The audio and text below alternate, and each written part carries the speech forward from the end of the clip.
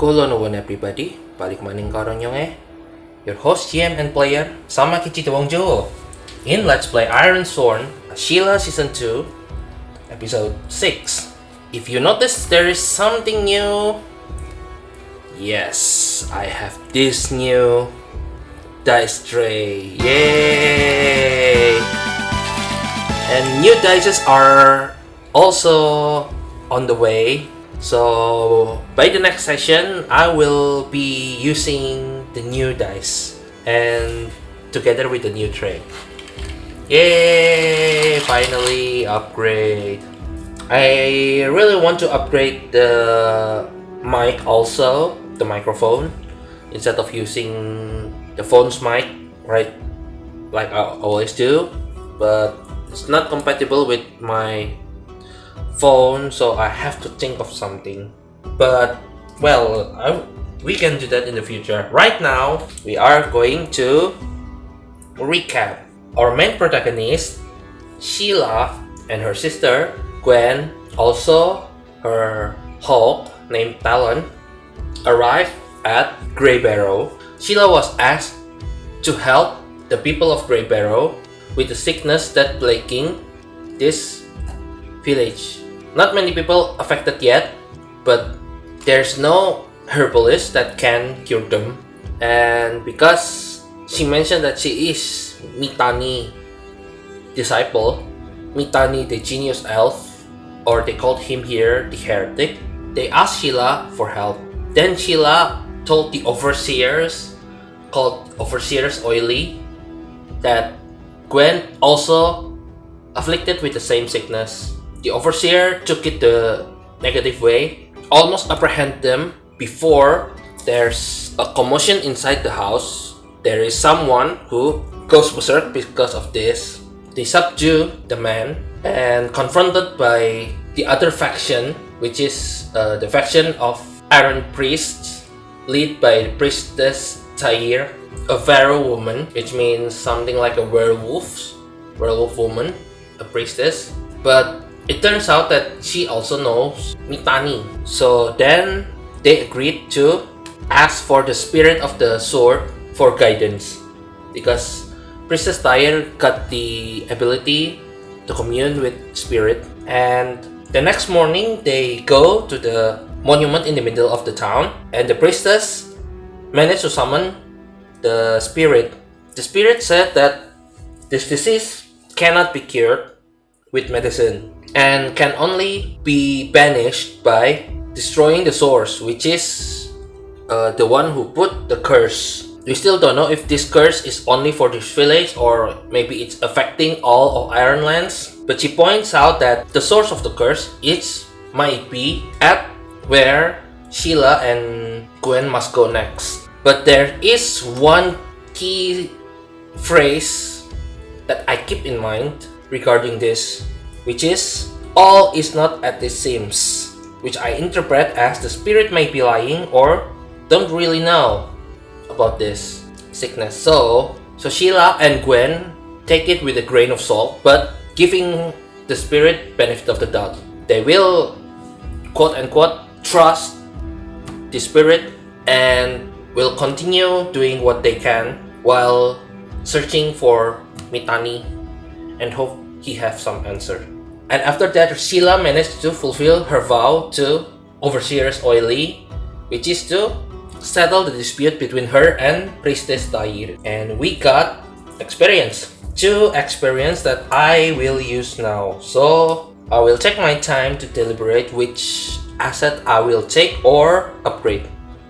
Alright, I have decided that we will upgrade our assets instead. So before we continue, I will need to explain a bit about advancement. Advancement is another move on its own, which is a quest move. So advance, when you focus on your skill, receive training, find inspiration, earn rewards, or gain a companion, you may spend 3 experience to add a new asset or 2 experience to upgrade an asset. I will say something like this. Sheila and Gwen spend more time in this village to recuperate. We will roll for sojourn later. And also she also used her time to take care of all the sick people, whether they are afflicted with the plague or normal sickness in general. Yep, she is a herbalist, which also means a doctor.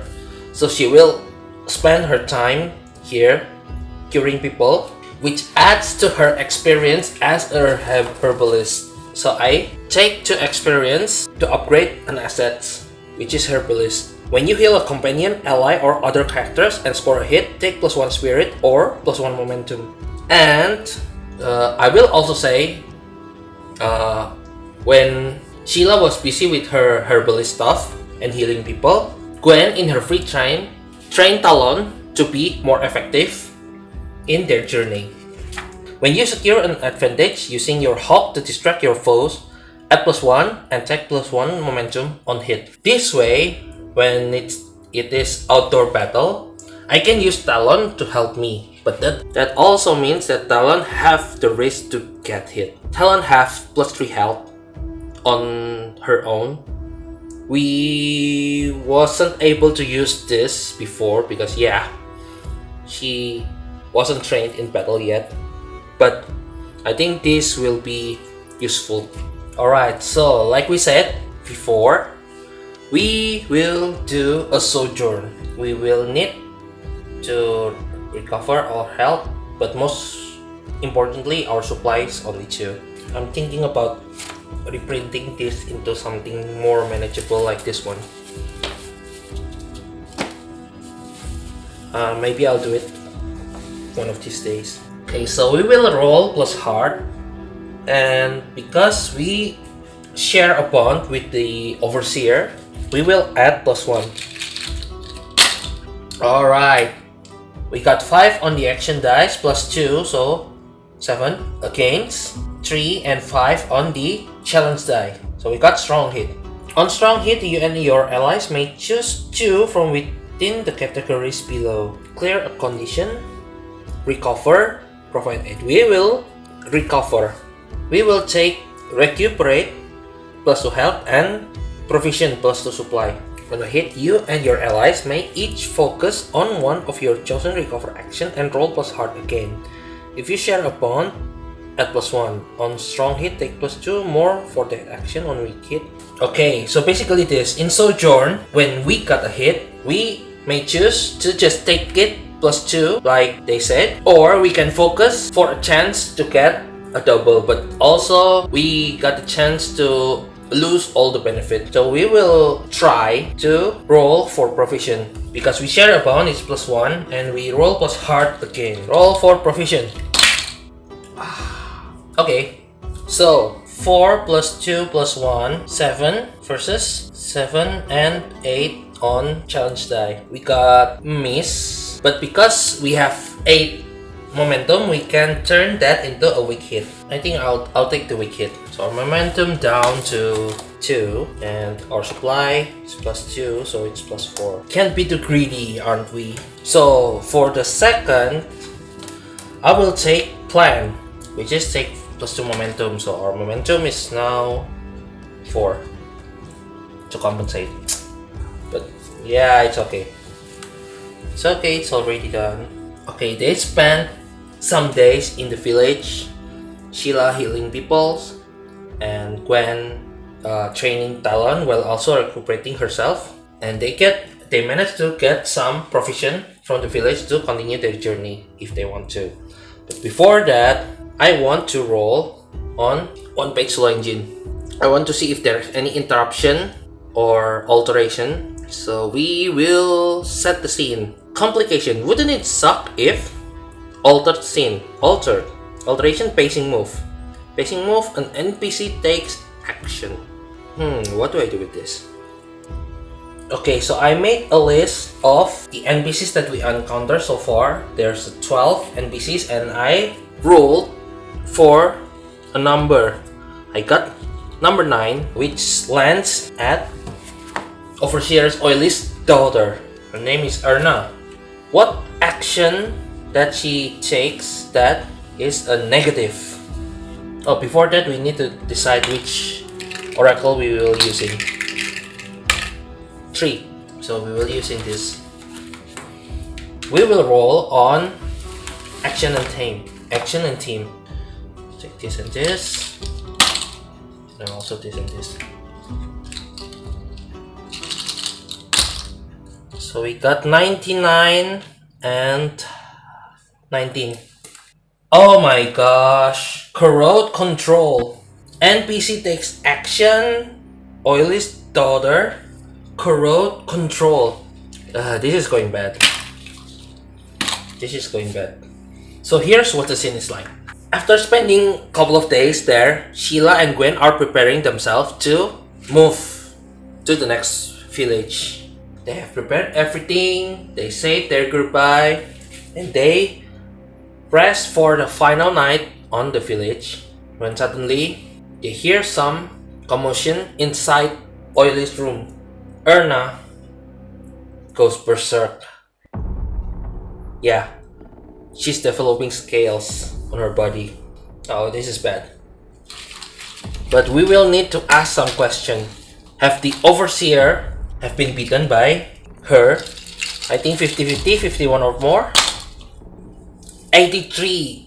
Oh no, she's been beaten. Gwen and Sheila was surprised to hear that there's scream from Oily's room. Maybe when they were about to sleep, Erna was suddenly goes berserk and bite her mother. After this, the question is, did Erna regain control immediately or not? I say another 50-50. 51 or more is yes. 70. Yes. Erna regained control. Sheila and Gwen immediately goes to Overseer Oily's room, opened the door, and saw that she already beaten, and Erna was cowering with her mouth smeared with blood. I'm sorry, mom. I'm sorry, mom. I'm sorry, mom. She was like just sit there, crouching and holding her head, saying, I'm sorry, I'm sorry, I'm sorry. I didn't mean to. I'm sorry. And I think Oily's condition is like she was beaten hard on her neck. There's a lot of blood. So Sheila will attempt to heal using her supply. Of course, using her assets. When you attempt to heal using herbal medicine and you have at least +1 supply, just one. Okay, so we will add +2 on our heal move. She will take some medicine from her bags. She will also take some equipments like bandage and scissors or maybe knife to cut the bandage to seal the wound, or maybe some stitches, and of course some remedies. So we will roll for heal +2. We will heal companion or other character and score a hit. We will take +1 spirit or +1 momentum, but we will do that later after this roll.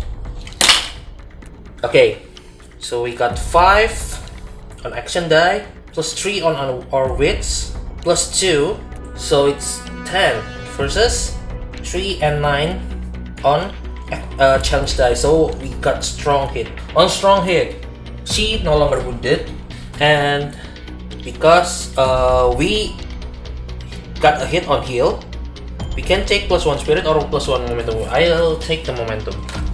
So our momentum is risen up to +5. So Sheila do her best to heal Overseer Oily using bandages, using medicine, stitches, or whatever she can do to close the wound and to heal it so it can recover. And then she let Overseer Oily to rest that night while Gwen was comforting Erna and cleaning her mouth, her body, so Erna will calm down. I will say that they spent a long night doing that. In the morning, when the overseers woke up, she saw the 3 of them sitting surrounding her.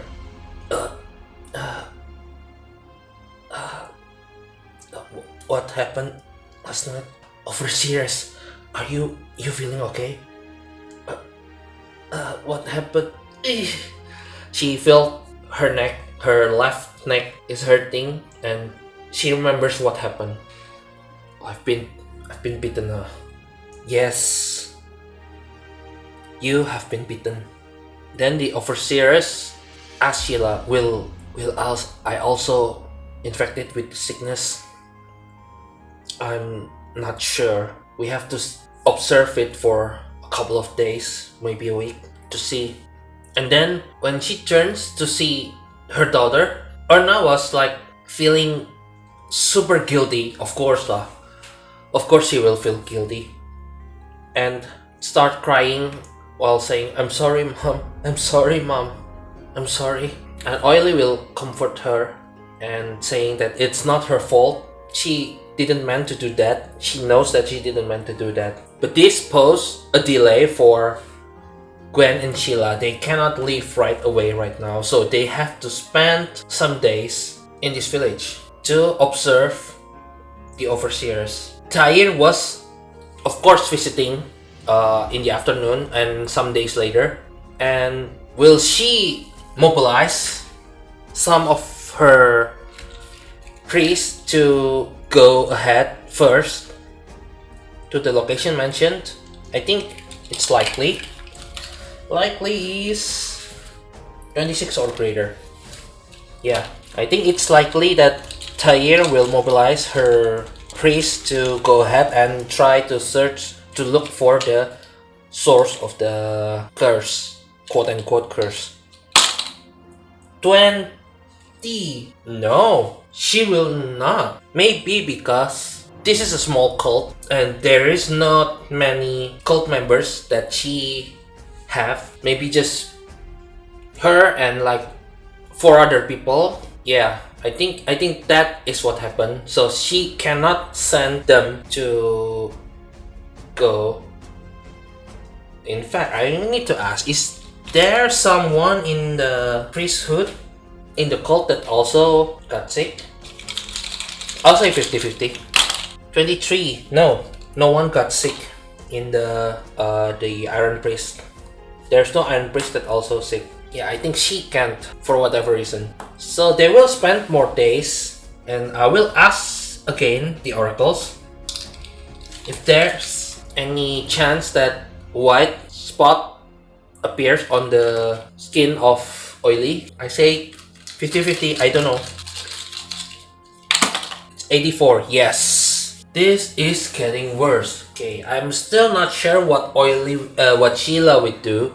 But what Oily will do is she will isolate themselves. She and Erna will isolate themselves in the house. She will move back into the room. She will order all the sick people to come back into the special house, and they will isolate themselves there. And for the administration, she will give it to another person to govern the village while she on isolation. And I think Sheila and Gwen, Sheila have taught everyone, the herbalist in the village, about how to take care, how to reduce the symptom. She will continue her way. There's nothing more they can do except treating for symptoms. She already taught the herbalist, and yeah, they will leave.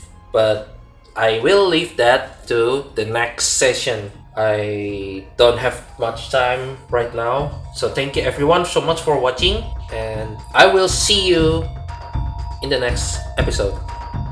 Puntan!